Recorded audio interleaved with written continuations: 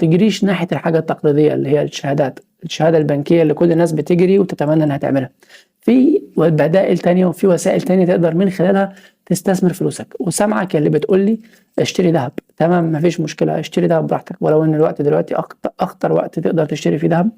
اللي نفد بالذهب كان شاري من زمان، شاري من ايام ما كان ب 800 و 900 دلوقتي، لكن انت بترفع فوق بتطلع وتنزل، مش هو ده اللي تقدر تستثمر فيه. وممكن نبقى نتكلم عنه بناء على معرفتي البسيطة بالنوع ده من انواع الاستثمار. بس اللي انا عايزك تبقى عارفه ان في انواع مختلفة من الاستثمار.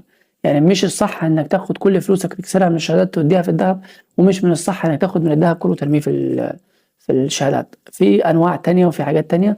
وفي مثل شهير بيقول لك don't put all your eggs in one basket، يعني لا تضع البيضة كله في سلة واحدة. لعل وعسى السلة تقع منك كل البيض بتاعك يتكسر. لا وزع، هات لي شوية بيض خليهم عندي. وزع